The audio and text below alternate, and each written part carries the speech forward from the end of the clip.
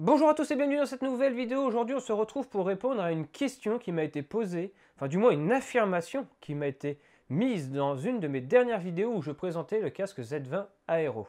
Cette affirmation, elle était simple, c'était: Cédric, arrête de nous présenter du matériel à plus de 200 €, surtout des casques là où on peut en acheter à seulement 50 €.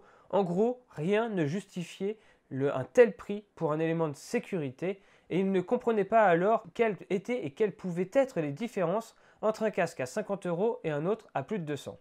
Eh bien écoutez, ça tombe bien parce que la marque Bell m'avait donc envoyé le Z20 Aero et m'a aussi envoyé leur casque entrée de gamme à 50 €, le Formula, qui est juste ici. Voilà, ça c'est un casque qui coûte 50 € prix public. Et j'ai aussi donc la version à 259 € de chez Bell, le Z20 MIPS.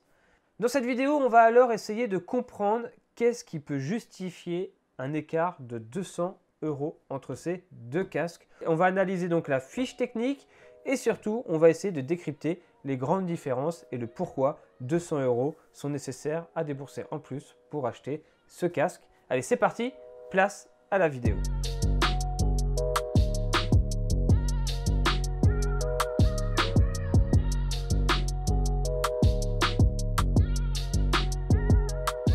Vous êtes souvent scandalisé par les prix que je vous donne de tous les produits que je peux vous présenter. C'est vrai que le vélo, ça coûte cher.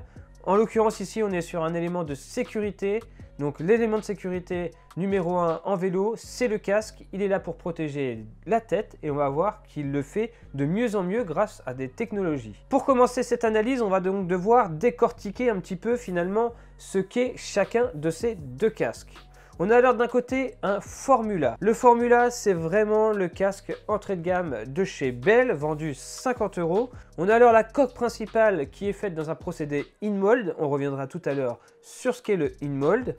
On a à l'arrière le système Float Fit qui va vous permettre de régler finalement votre casque autant en profondeur qu'en largeur. Donc ça, c'est plutôt un bon point pour un casque à 50 €. On a des lanières assez légères, classiques, rouges, qui sont coordonnées avec le casque. On a à l'intérieur une mousse assez épaisse et un système de mousse qui va venir se répercuter jusqu'à l'avant du casque. En fait, cette mousse, elle a la particularité que toute la transpiration va alors venir se mettre à l'avant du casque et va venir couler au milieu de votre visage et non sur les lunettes. Donc ça, c'est un procédé qu'utilise beaucoup Bell sur l'ensemble de ses casques. Donc ce casque à 50 €, il est doté de 19 ventilations pour garantir une bonne ventilation et il est annoncé pour un poids de 237 grammes, donc en taille M. Donc pour un casque entrée de gamme, c'est un poids qui est quand même assez léger. Donc voilà pour la fiche technique de ce Formula.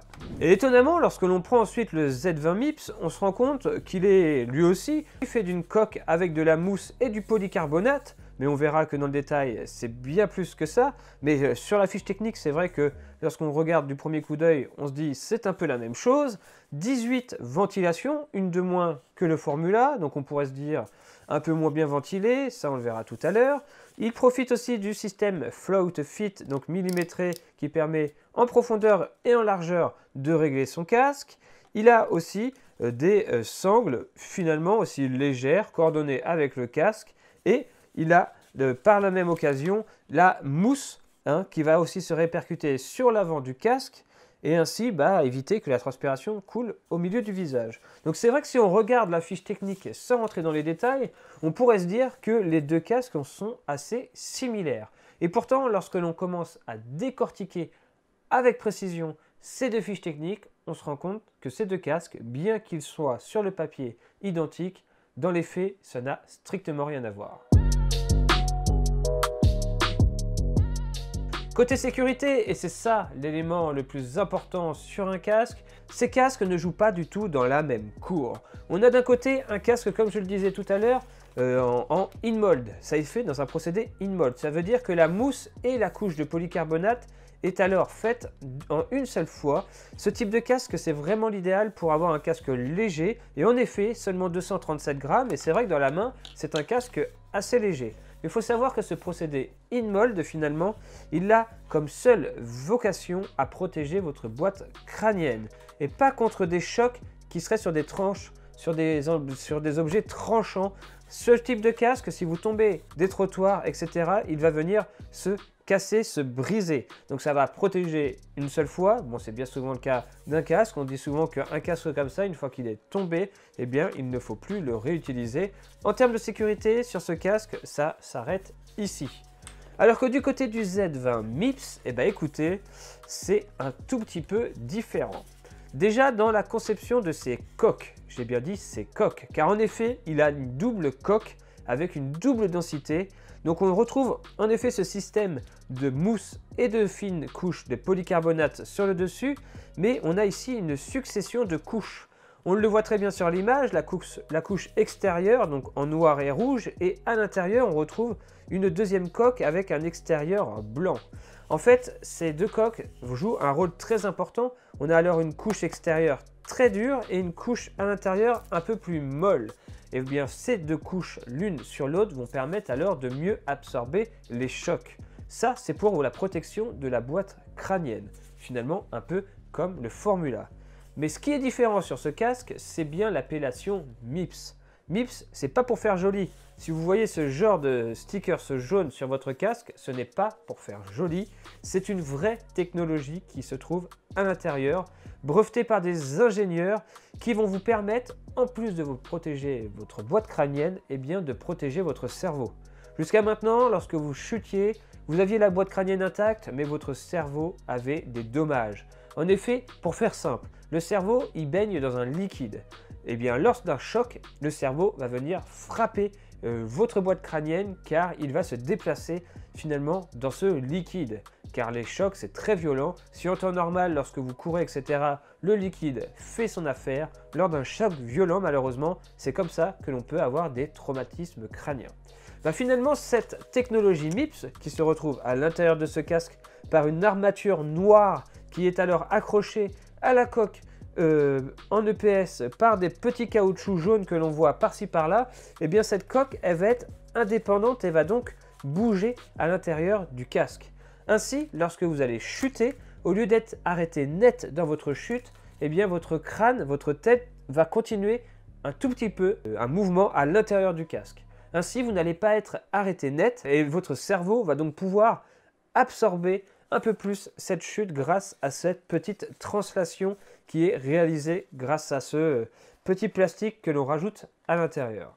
Alors j'espère avoir été assez clair dans mes explications, mais c'est une vraie avancée en matière de sécurité pour votre tête. Cela sécurise alors votre boîte crânienne et en plus votre cerveau. Donc c'est vraiment ici un plus. Donc forcément, qui dit plus, dit payer plus cher.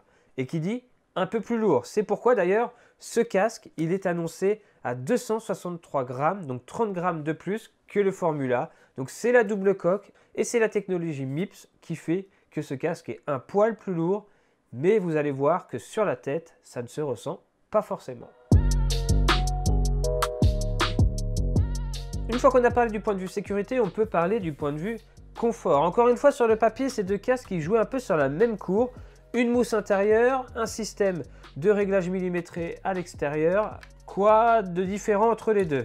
Eh bien déjà, on peut faire un zoom sur les mousses. Alors c'est vrai que si on prend bêtement la mousse du Formula, qu'on la touche par rapport à la mousse du Z20 MIPS, eh bien la mousse du Formula est plus épaisse. Et de là, on pourrait se dire, et d'ailleurs il y en a plus, elle est en plus grande quantité. Donc de là, on pourrait se dire, finalement, on va être plus confortable dans le casque à 50 €. La mousse est plus épaisse, ça va être plus agréable. Mais attention, un petit détail ne doit pas vous échapper sur les casques haut de gamme, par exemple sur ce Z20 MIPS, c'est la petite mention X statique qui se trouve sur ces mousses.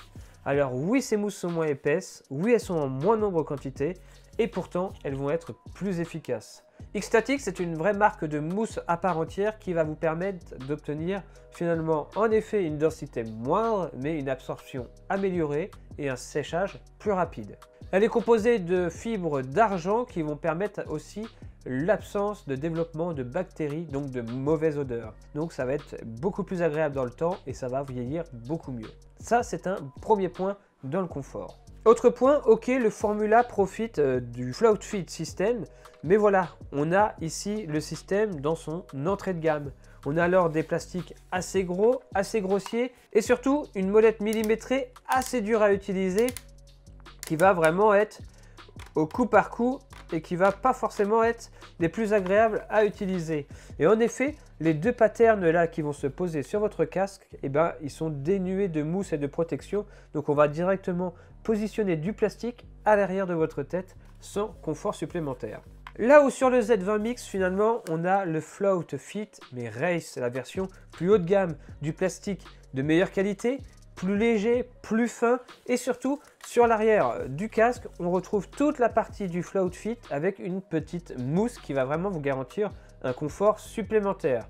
Et autre chose, la petite molette qui va être utilisée pour pouvoir régler, elle est bien plus agréable à utiliser, bien plus précise et bien plus facile à tourner. Donc voilà, ça se joue dans les détails, vous allez me dire, mais oui, les détails, ça se paye et ça change toute l'expérience utilisateur. Vraiment, je vous assure, mettez un casque à 50 € sur votre tête et utilisez le système de serrage, puis passez sur un casque beaucoup plus cher et réutilisez le même système de serrage, vous allez voir que ça n'a strictement rien à voir, c'est vraiment meilleur.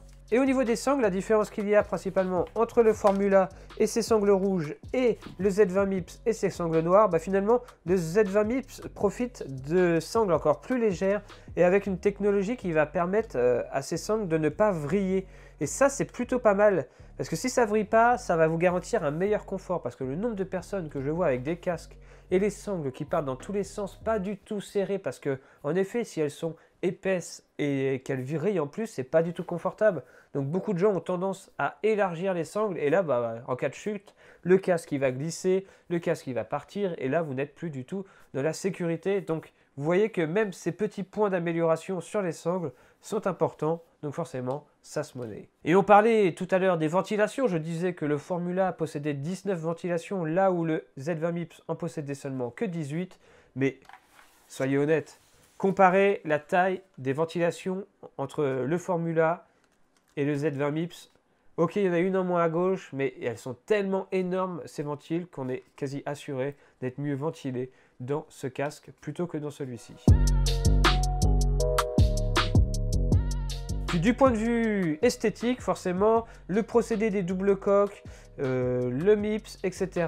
font qu'un casque haut de gamme va être beaucoup plus travaillé dans les formes. Vous voyez qu'ici, on a une coque qui est vraiment faite en une seule fois. Ça ne permet pas d'avoir un design fou, alors que ici, avec la double coque, on a vraiment quelque chose qui a beaucoup plus de profondeur, qui est beaucoup plus esthétique. Du moins, ça, c'est les goûts et les couleurs. Dites-moi dans les commentaires quel casque vous préférez entre ces deux, celui à 50 ou celui à 250 €. Je parle bien sûr que du point de vue esthétique et non du point de vue fiche technique. Voilà, le tour des propriétaires de ces deux casques est terminé et j'espère avoir répondu à cette question qui était quelle est la différence entre un casque à 50 € et un casque à 250 €. Si vous n'avez toujours pas compris pourquoi, là je peux rien vous dire de plus. Mais encore une fois, la sécurité dans le vélo, ça se paye. Et pour le coup, ne serait-ce que pour la technologie MIPS qui est de plus en plus présente sur les casques et pas forcément sur les casques haut de gamme. Le Formula par exemple, je sais qu'il existe en version MIPS, donc avec la technologie MIPS à l'intérieur, pour 70 €, vous pouvez le trouver. Allez, on va couper la vidéo là, je n'ai plus rien à ajouter, j'espère que vous aurez bien compris la différence entre ces deux casques. On se dit à très vite, continuez de commenter dans les commentaires, même des commentaires quand ça vous énerve, les prix, etc. Comme ça, vous voyez que ça me donne des idées de vidéos pour vous faire comprendre le pourquoi des différences de prix. Et on se dit à très vite pour ces prochaines vidéos. Comme toujours, portez-vous bien, occupez-vous bien. À la prochaine. Ciao tout le monde!